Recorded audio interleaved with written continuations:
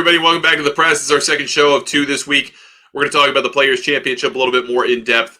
We're going to talk about some derivative bets in terms of places. We'll talk about just kind of thoughts and philosophy on hole-in-one prop bets, particularly around 17. We'll talk about some matchups and nationality bets, and then we'll get into LIV Golf Singapore, which is the only other event of the week. Everybody else cleared out the schedule, except LIV Golf, which decided, you know what, we're going to compete against the crown jewel of the PGA Tour and see what we get. So let's get back into the Players' Championship based off of our first episode. Again, Players' Championship played on the Players Stadium course at TPC Sawgrass in Ponte Vedra Beach, Florida. This is a Pete Dye design from 1982. We're going to talk just for a few minutes about a couple changes that I think are worth noting. We talked about in the first episode, but just a couple more. 7,352 yards, 77 yards longer than last year, par 72. Watched an interesting video today from the tour about their renovation of the sixth hole. They made it a little bit longer, and we talked about that.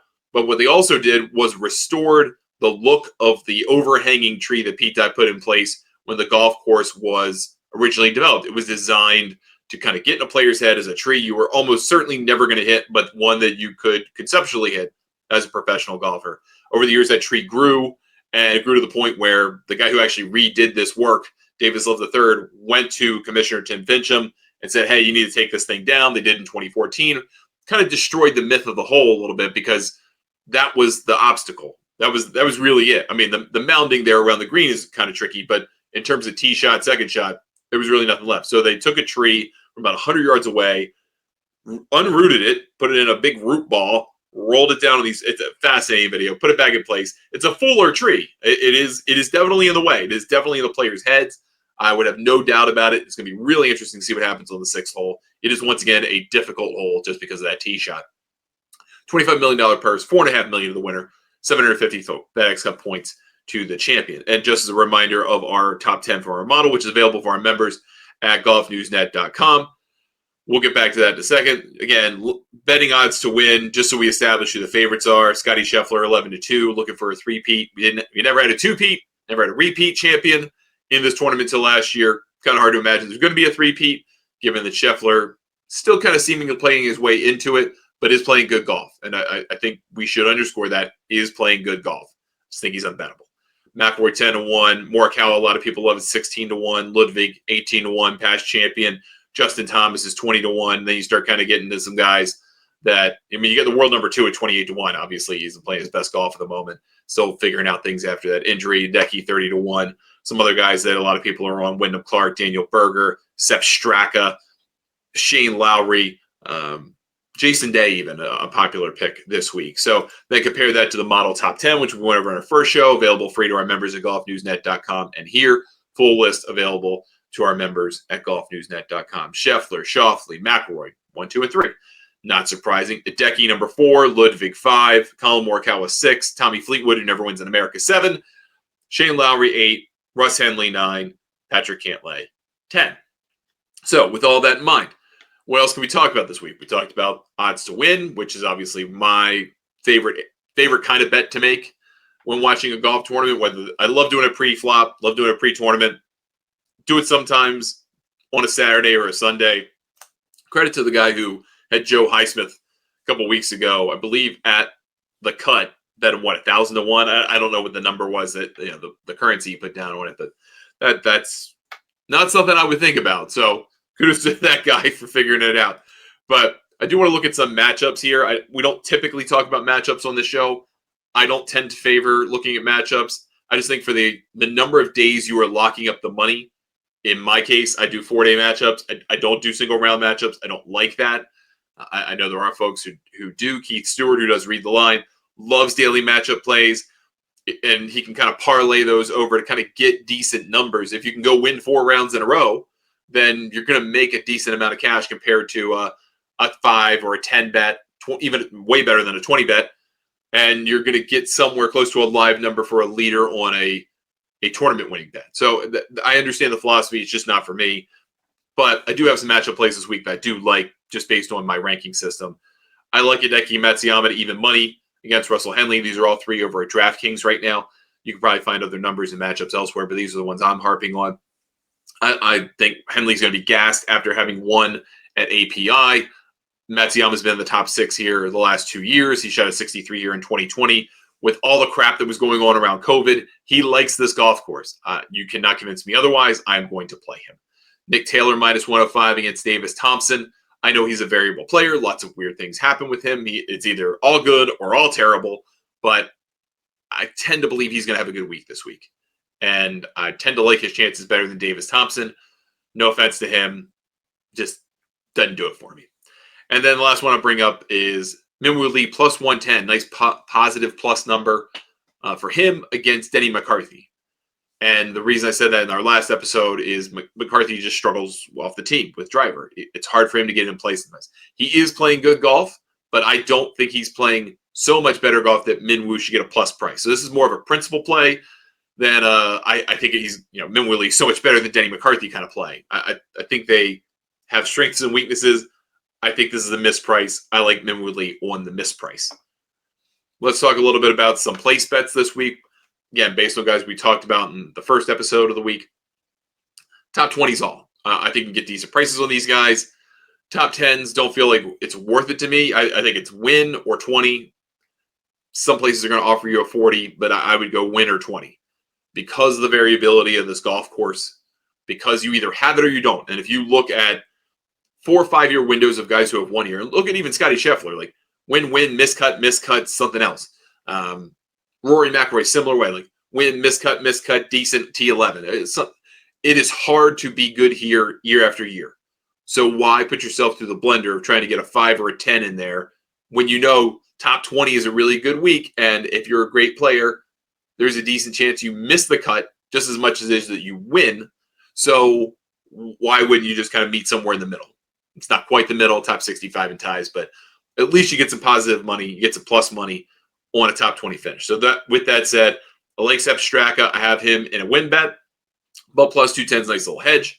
Michael Kim, I will not bet to win because his number I feel is too short. He's playing great golf, but he's got 1 win on the PGA Tour, and he's playing the best golf of his life right now. And those things are very far apart in terms of when he won at John Deere and when he's playing his best golf of his life now.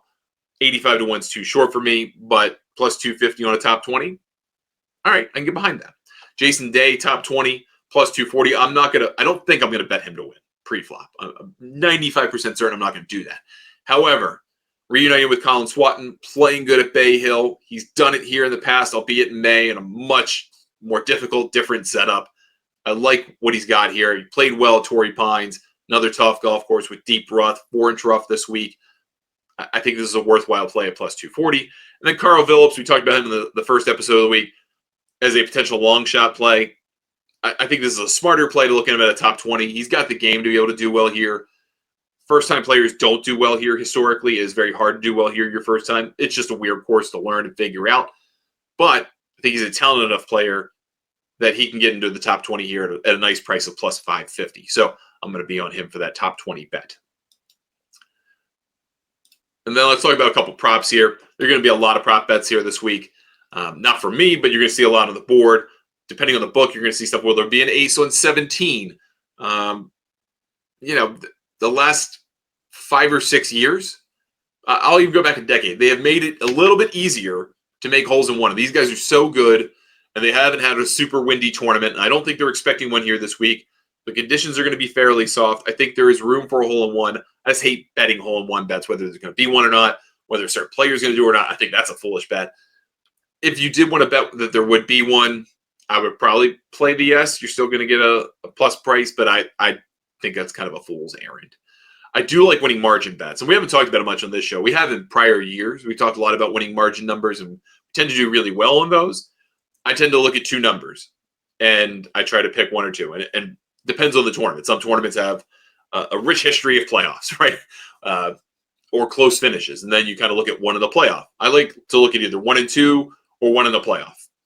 This week, I'm looking at 1 or 2. Now, yes, it's going to be a wash if 1 wins and 2 doesn't, but I get a little ahead if 2 does. And this is kind of typically the range in which you're looking. Just in case you're curious, playoff is like plus 225 or something like that, or plus 3. Yeah, it's not a great number. And this tournament doesn't have a tendency to go to a playoff for whatever reason. The 16, 17, and 18 finish kind of just has a way of sorting it all out for you.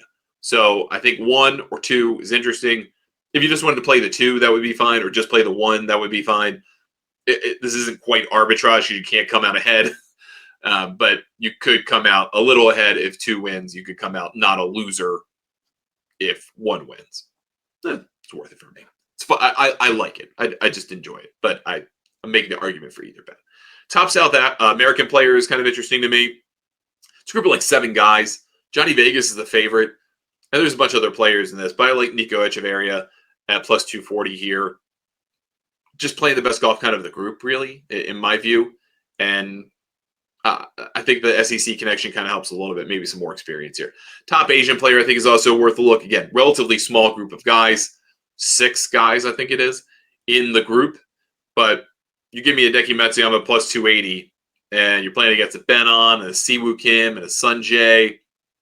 I think I'm going to take the chance that Hideki Matsuyama not only plays well overall, but he's the best Asian player. If I like him to win, then why am I not going to play him to bet this, win this group at plus 280? It's just kind of a hedge bet on Hideki winning the tournament, which I'm going to have, or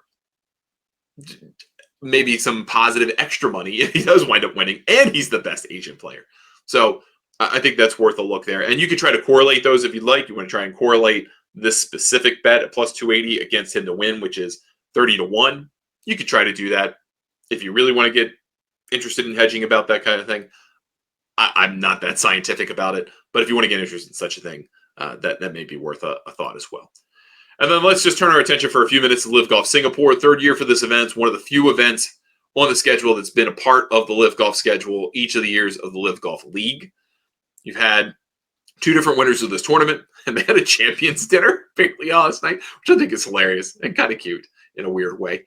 But then Brooks Koepka and Taylor Gooch had dinner together because they're the 2 champions of LIV Golf Singapore, Sentosa Golf Club, which actually hosts the LPGA as well, just did a few weeks ago. So this place has been used recently, hosted a couple events in less than a month span. But I think there are 3 plays worthwhile looking here because you look at the results of both years, you see 3 names commonly atop the leaderboard. So you look at 2023, you see Taylor Gooch won. Sergio Garcia was in a playoff. He wound up losing that playoff. Brooks Koepka was 3rd shot out of the playoff. Cam Smith was T6th. Then you look at 2024. Brooks Koepka won by a deuce over Cam Smith, who was 4th, Taylor Gooch. So I kind of see some similarities here. Gooch is not playing as well as he has been, and that's fine. That's why you're getting him a good 45-1 number. Koepka 14-1.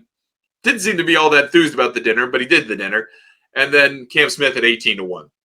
I think those guys are going to try and make a little bit of a statement against the Players' Championship. Like, hey, look at us. We're still relevant. There apparently have been talks going back into the fall about possibly inviting some top LIV Golf players into the Players, and then they scheduled this thing against it, and that all went to hell. So maybe there's a little bit of reverse revenge factor here from the LIV Golf boys. Are like, well, if you're not going to invite us, we're going to show you. And I mean, Koepka is the winningest LIV Golf player. Cam Smith has not been playing his best golf, but I'm going to take a couple horse for course kind of guys, give myself a chance. I would be interested in Joaquin Niemann. I think he's 8-1, 9-1, somewhere in that range, depending on where you look. But again, I think that's just too short. You're always going to get a random here. You could throw in a Sergio. I think he's too short. I don't mean height-wise. I mean too short of a price. Jason Kokrak's kind of interesting. Mark Leishman's kind of interesting in these types of situations. We almost got there last week with Paul Casey at 35-1, and then he just kind of wet the bed on the final day. So you can get those opportunities on LIV where you kind of get a guy out of nowhere, particularly if he likes the place. I'd be even willing to look at Paul Casey again here, but these are my 3 plays that I'm going to recommend this week. So that's going to do it for us today and this episode and for the week on The Press. Thank you so much for spending some time with me, whether you're watching this on Golf News Net TV, now available on Zeem, Free Live Sports, Freecast, and on Roku on the Golf News Net app, also at golfnewsnet.com. Catch us as an audio podcast, not only on your favorite podcasting platform, but on YouTube, where you can watch a video version of the Golf News Net channel, or just catch the audio-only version on the Golf News Net radio channel. Trying to give you options if you want to listen to the show instead of just watching the show. Either is good by me. As long as you listen, happy to have you. And you can join Golf News Net for $40 for 1 year, $70 for 2 years, $100 for 3 years over at thegolfnewsnet.com. Good luck with all your bets this week. Hope you have a winning week. Hope you enjoy the Players.